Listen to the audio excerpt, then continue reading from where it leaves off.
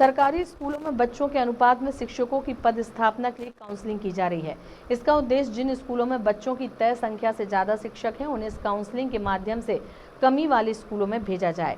लेकिन भिंड में इससे बचने के लिए शिक्षकों ने संकुल प्राचार्य के साथ मिलकर एक अलग ही तरीका निकाल लिया है। वैसे तो ये काउंसलिंग अतिशेष शिक्षकों के लिए थी, लेकिन ये एमएलबी संकुल के प्राचार्य के अति विशेष शिक्षकों के लिए बनकर रह गई। उन्होंने अपने अति विशेष शिक्षकों के नाम अतिशेष की सूची में नहीं आने दिए। उन्होंने अपने संकुल के लगभग 3 दर्जन के लगभग शिक्षकों को दिव्यांग और गंभीर बीमारी से पीड़ित बताकर अतिशेष होने से बचा लिया। गौरतलब है कि भिंड जिले के एमएलबी संकुल पर स्नेहलता भदौरिया प्रभारी प्राचार्य हैं। स्कूल में उनसे भी वरिष्ठ शिक्षक हैं, लेकिन अपने रसूख के दम पर वो लंबे समय से प्रभारी प्राचार्य हैं। अपनों पर मेहरबानी के लिए करते हुए उनके संकुल के अति विशेष 31 शिक्षकों को अतिशेष से बचाने को किडनी ट्रांसप्लांट और ब्रेन ट्यूमर जैसी गंभीर बीमारियों से पीड़ित बताते हुए पोर्टल पर दर्ज कर दिया, ताकि उन्हें अतिशेष होने से बचाया जा सके। इसमें हैरानी की बात तो यह है कि इनमें से कुछ शिक्षक तो दिव्यांग हैं, लेकिन उन्हें गंभीर बीमारी से पीड़ित भी बता दिया। वहीं कुछ शिक्षक दिव्यांग भी नहीं हैं और ना उन्हें कोई गंभीर बीमारी है, उन्हें भी किडनी ट्रांसप्लांट, ब्रेन ट्यूमर और ओपन हार्ट सर्जरी जैसी गंभीर बीमारी की श्रेणी में रखकर पोर्टल पर दर्ज कर दिया, ताकि वो अतिशेष से बाहर रह सकें और उनका ट्रांसफर भी ना हो सके।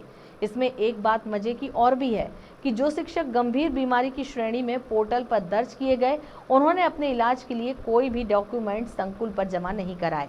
फिर भी उन्हें दिव्यांग और गंभीर बीमारी से पीड़ित बताकर अपनी आईडी से पोर्टल पर दर्ज कर दिया गया, जिससे वो अतिशेष होने से बच गए। और जब ये मामला खुला तो वो इसको पोर्टल की त्रुटि बताने लगे, जबकि एक ही संकुल पर एक ही तरह के मामले सामने आए हैं, तो सवाल उठना स्वाभाविक है। हालांकि इस मामले पर जिला शिक्षा अधिकारी आरडी मित्तल जांच कर कार्रवाई करने की बात कह रहे हैं। प्राचार्य से पूछा गया ये क्या है, तो संकुल प्राचार्य का कहना ये था कि वो ये पोर्टल की त्रुटि के कारण उस पर अंकित हो गए हैं।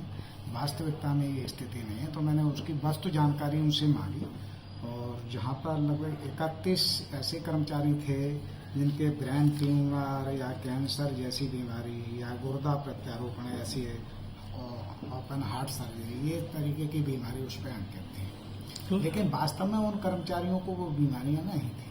तो इस तरीके की जानकारी को फिर मैंने संकुल प्राचार्य से पोर्टल के आधार पर जो भी संकुल प्राचार्य ने पाया वो दिया, और मैंने चूंकि अब यहाँ से वो हटाया जाना संभव नहीं था, उसको मैं आयुक्त महोदय को अपने पत्र के द्वारा पूरी सूची बना करके उसको डिलीट कराने के लिए, हटाने के लिए। सर, ये विकलांगता की जो श्रेणी में जो ये लिखे गए थे, और फिर इनको सर इसका भत्ता वगैरह भी मिलता था, या फिर किस कारण लिखे गए थे ये?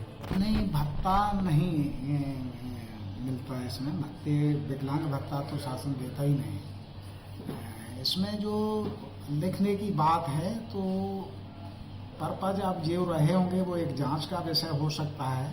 हालांकि अभी हमने जब संकुल प्राचार्य से बात की तो उनके द्वारा कहना यही था कि ये पोर्टल पर अनावश्यक रूप से प्रदर्शित हो गए हैं, जबकि पोर्टल द्वारा ऐसी कोई जानकारी अंकित नहीं की गई है हमारे द्वारा।